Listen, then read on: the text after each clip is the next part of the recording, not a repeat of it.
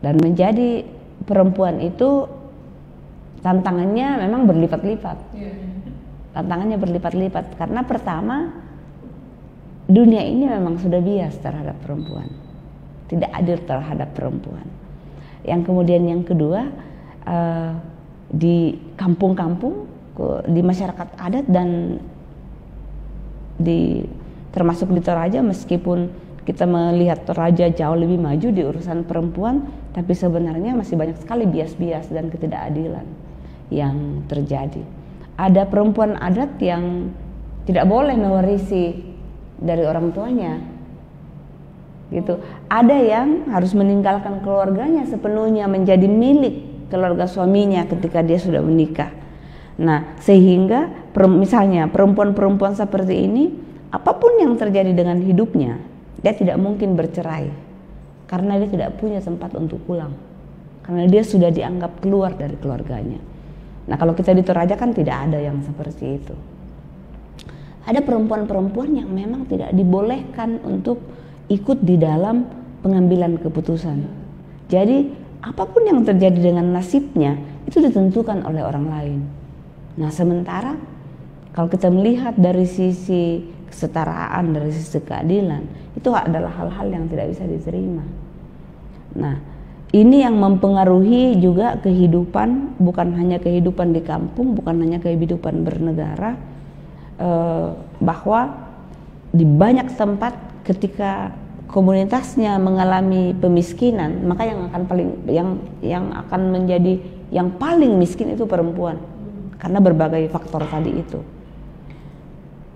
Lalu ketika misalnya terjadi kekerasan misalnya dalam perampasan wilayah adat, yang paling rentan itu juga perempuan.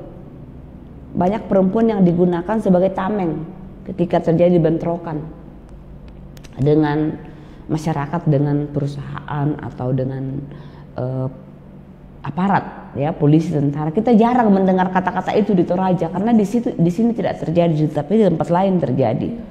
Lalu kalau terjadi misalnya pencemaran lingkungan, maka perempuan, karena alat reproduksi kita sebagai perempuan itu jauh lebih terekspos, terbuka, maka ketika terjadi pencemaran, perempuan yang akan rentan mendapat ekspos racun atau penyebab penyakit yang pertama, ya, dan belum lagi karena peran domestik perempuan.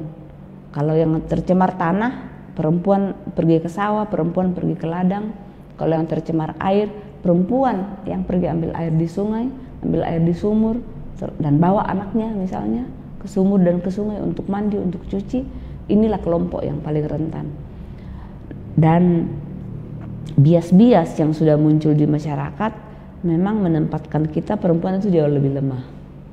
Jadi selalu meskipun muncul sosok perempuan yang dianggap kuat, tapi selalu ada seperti menggantung, tapi dia perempuan, dia kuat nggak ya jalan kaki, dia mampu nggak ya menghadapi tekanan yang begitu kuat.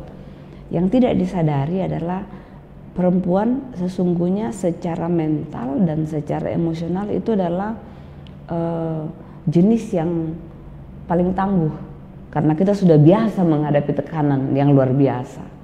Jadi di dalam krisis ternyata perempuan yang banyak menjadi survivors, ya, menjadi survivors.